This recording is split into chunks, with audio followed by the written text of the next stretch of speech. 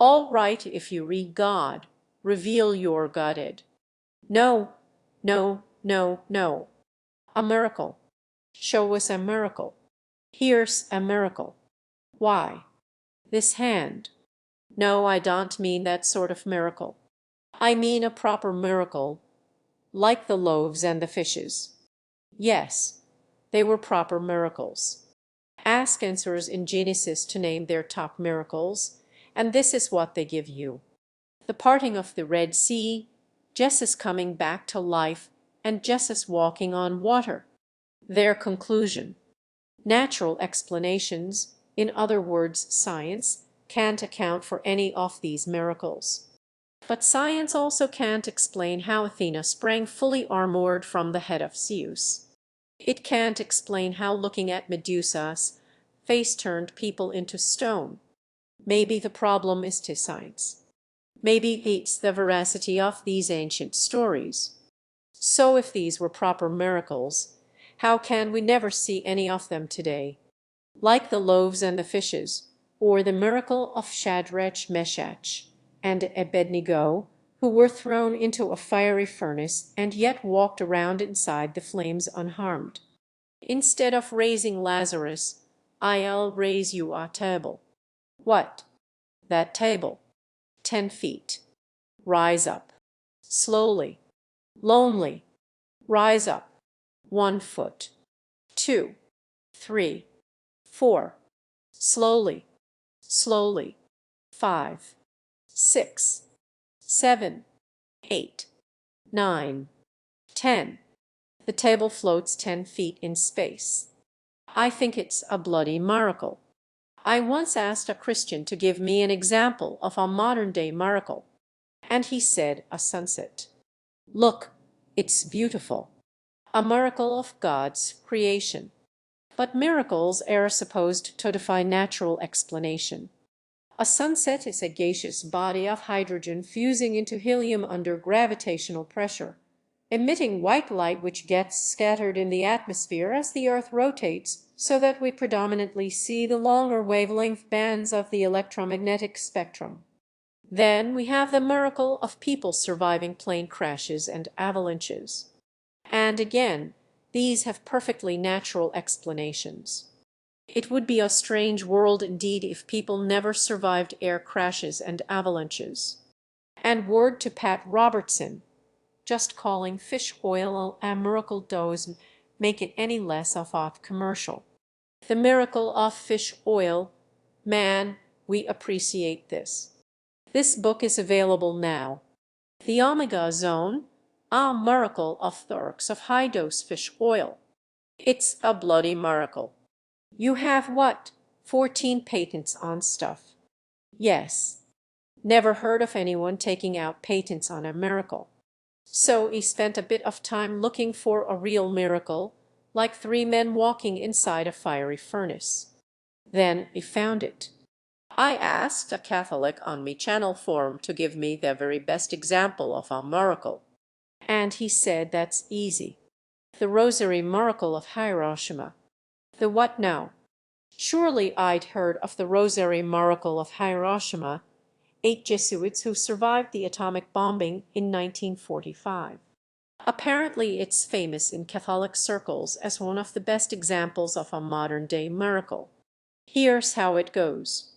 The blast wave was found as far away as 37 miles. 2/3 of the city's buildings were destroyed. Although no official figure exists, it is estimated that between 80,000 to 140,000 people were killed instantly in the blast. The hundreds of fires, ignited by the thermal pulse, combined to produce a firestorm that incinerated everything within 4.4 miles of ground zero. Yet, incredibly less than a half-mile away from ground zero, 8 German Jesuit priests staggered out of their home, one of the few buildings still standing in that area, with only relatively minor injury. Later, all 8 of these men would be examined by U.S. Army medical experts, along with the other survivors of the blast. According to these medical reports, the Jesuit priests suffered no signs of the explosion of the blast. According to these medical reports, the Jesuit priests suffered no signs of elevated radiation or indeed any of the other ill effects experienced by the other survivors. Speaking on behalf of all 8 men, 30-year-old Father Hubert Schiffer had only one explanation. "We believe that we survived because we were living the message of Fatima. Whoa, take that Shadrach, Meshach, and Abednego. You only survived a fiery furnace." These 8 priests stood in front of an exploding nuclear frigging bomb and weren't even hurt. After it was over, Father Hubert Schiffer relayed the story to another priest who reported, "The only physical harm to himself was that he could feel a few pieces of glass in the back of his neck. As far as he could tell, there was nothing else physically wrong with himself." All 8 priests went on to live out their days in full health with no cancer or side effects from radiation. And, of course, priests don't lie. Their residence should have been utterly destroyed. Severe lung and heart damage, heads blown off, skulls crushed, cotton clothes catching fire. There are no physical laws to explain why the Jesuits were untouched in the Hiroshima air blast. They received enough radiation to be dead within at most a matter of minutes. What happened to those Jesuits at Hiroshima still defies all human logic. The story is not only in blogs, it's been written up in the Catholic News Agency and in the Catholic Herald, which tells us practically everything was vaporized within a mile of the point of impact, and yet the 8 priests escaped virtually unscathed. And yes, they say this is just like the 3 biblical figures thrown into the fiery furnace. The miracle is even used to sell rosaries. Same story again. 8 priests who prayed to the rosary every day, just 8 blocks from the atomic explosion, minor injuries, no radiation sickness. So buy a rosary, and you too can survive a nuclear bomb. Well, I'm convinced. Unless, of course, miracles are just real and easily explained events that then become grossly exaggerated. As you know, the first thing to ask when you hear something extraordinary is, what's your source? The miracle account gives us the names of the 8 priests, so that's a starting point. I tracked down the source to an original report of the incident and the one that seems to have publicized it the most at the time. This New Yorker magazine article dated August 1946, a year after the Hiroshima bombing, quickly sold out of newsstands and was made into a book. The author, John Hersey, interviewed 6 survivors at the bombing who recounted what happened to them and the people around them. Only one was a Catholic priest, Father Kleinsorger, and although surviving an atomic bomb explosion is a remarkable story, his experience was no more remarkable than any of the other 5 survivors interviewed by Hersey, all of whom were Japanese and only one a Christian. Hersey never singled out Kleinsorger's story as exceptional, and there was no mention of a miracle. But perhaps because Kleinsorger was Caucasian, the story of the priest grabbed people's attention. Another of them, Father John Sims, gave an interview detailing his own story of survival. But as I investigated some of the details, a few things didn't add up. Let's start with the primary source, the New Yorker story. Father Kleinsorger told the New Yorker that he and his fellow priests were staying at a downtown mission house in Noborico, about 1,400 yards from the center of the explosion. That's about 0.8 miles. Here's Noborico, and the first thing you notice is that it's nearer to the edge than the center of that 1-mile destruction zone. But okay, still a dangerous place to be. Then it turns out that although houses all around them were flattened in the blast, the mission house had been double braced to withstand powerful earthquakes. And far from being vaporized, there were lots of survivors in the blast zone. But unlike the mission house, their homes weren't reinforced. So many were trapped under collapsed houses. They didn't die because of the blast. They died later when fires sprayed. Others who survived in the streets tried to put out the fires or ran towards the river. So clearly the priests weren't the only survivors walking around. The New Yorker dozed to give figures for survival rates, so he checked a 1956 study titled Medical Effects of the Atomic Bomb in Japan. In the zone that priests were in, the survival rate was 48.4. In other words, half the people there survived. But even in a reinforced house that can withstand the blast, still a miracle that all 8 survived completely unscathed. Right. But again, the priests told the New Yorker a different story. According to Kleinzauger's account, at least 2 priests were seriously injured. Blood was spurting from a wound in Father Schiffer's head. Lying on the ground, he whispered, "It's as if I were already dead." Father Superior Lassell was covered in blood. Only Father Kleinzauger and Father Cieslik escaped with minor injuries, according to the New Yorker account. In Father Cieslik's case, not because he prayed on his rosary and hoped for a miracle, but because he had the foresight to take refuge under a doorway, one of the strongest parts of the house.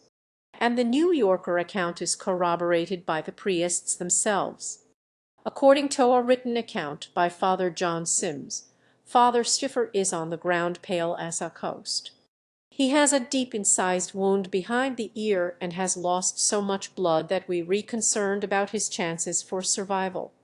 The Father Superior has suffered a deep wound off the lower leg. Father Cieslik and Father Kleinzauger have minor injuries but are completely exhausted.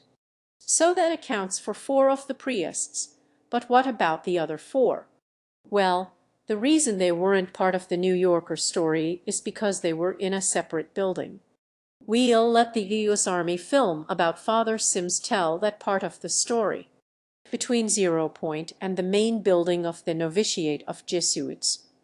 4 miles away. Hang on, 4 miles away. Or else, or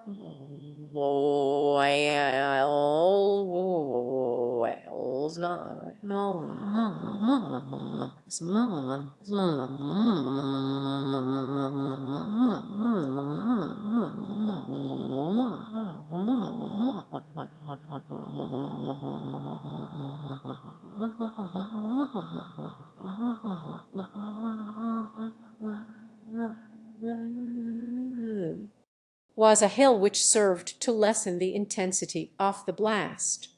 Now there's a hill between the main building and the blast site 4 miles away.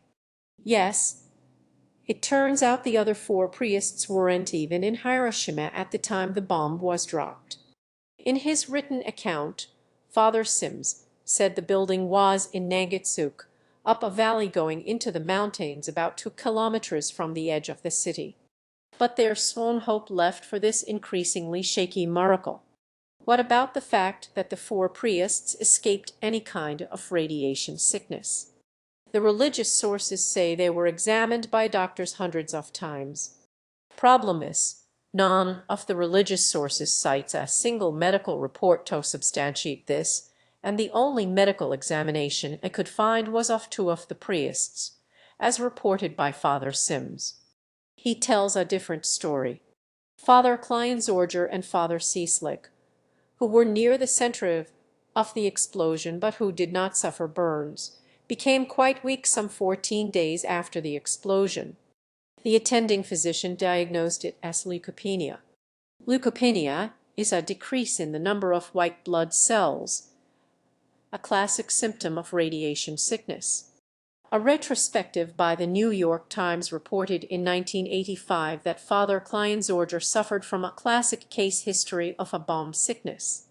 The medical history of the other 2 priests isn't known, but Father Schiffer died at either age 63 or 67, relatively young. So after a bit of fact-checking, how's the miracle doing? Yet incredibly, less than a half mile away from ground zero, less than a half mull away from grounds, yeah, incredible,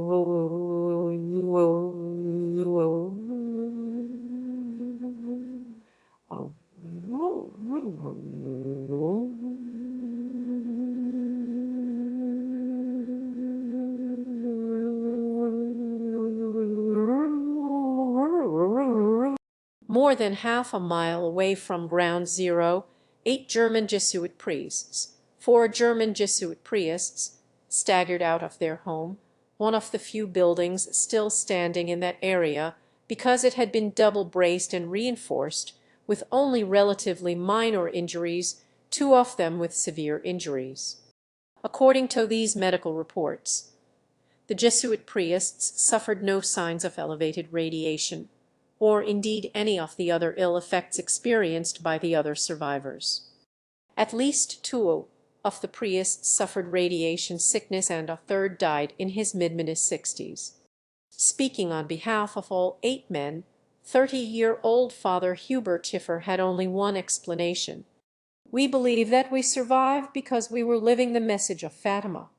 Or you survived because half of the people in your area also survived."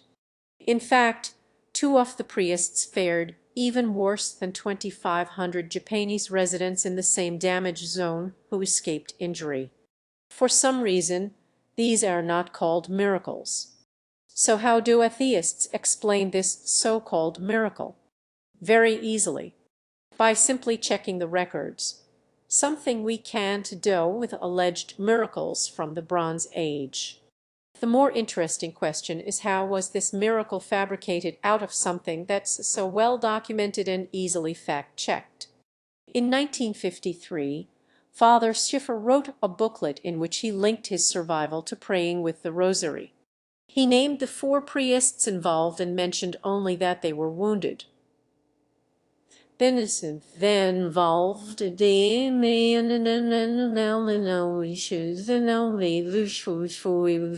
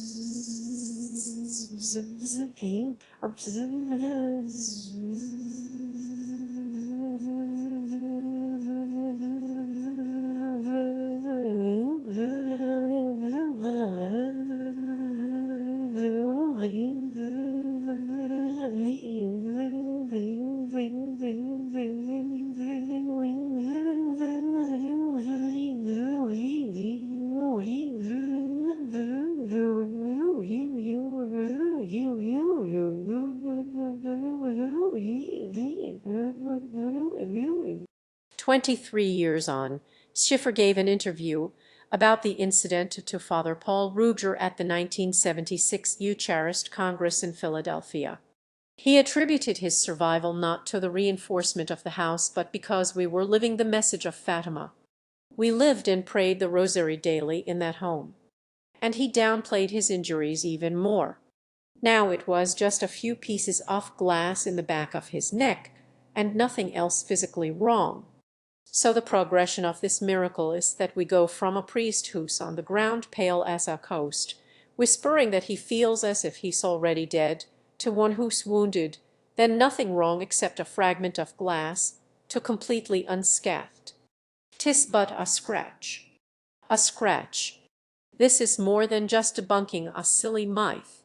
It shows how an easily explained event can be embellished, exaggerated, altered, and turned into a miracle, as long as those who want to believe it don't fact-check it. If this had happened 2,000 years ago, it would have made it into the Bible instead of the Catholic Herald. And with all the documentary evidence lost, it would be cited as another miracle that science can't explain, just like the 3 men in the fiery furnace. The Catholic Herald is right.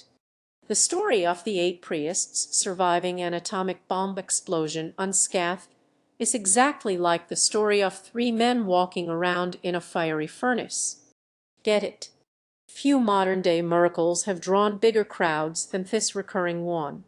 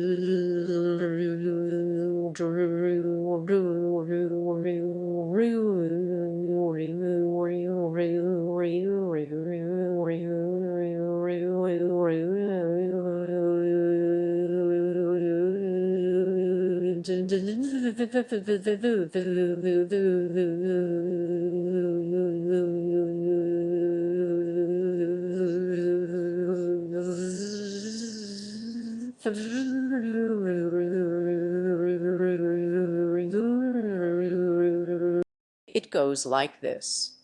God says, I think I'll perform a few miracles. Should I cure the kids in a cancer ward overnight? No. Regrow the limbs of an amputee. How about making crops miraculously grow in a drought-stricken area? Puh. I know. I'll make a statue cry. That will be really useful. And it was so popular he did it again and again. These days it seems to be a miracle when a church doesn't produce a weeping Madonna. There's so much competition that your Madonna now has to do more than just weep. This one sheds tears of blood. The only problem is this isn't a difficult miracle to perform. Most statues are hollow, made of porous plaster, and glazed on the outside. If you fill the inside with water, it seeps through the plaster. But because the glaze is waterproof, the water just stays where it is, like filling a cup. But if you scratch away the glaze where you want the water to come out, like under the A's, presto, a weeping Madonna. This is so easy that you don't even need to struggle through the crowds to see it. You can make your own graven image at home. invite your friends. And as congregations begin to tire of weeping Madonnas, slice things up a bit by using red dye. Or scratch glaze off the nipple area rather than the A's, then fill the statue with milk. Amaze the faithful with your novelty suckling Madonna. It's a bloody miracle. Miracles don't just happen in Christianity. Of course, Islam is full of them. But I couldn't find anything to compete with the simple magic tricks or well-documented fabrications of the Christian Church. Muslims do this the way we saw at the beginning. Take an ordinary, easily explained event and simply declare it to be a miracle. How can anyone prove it isn't?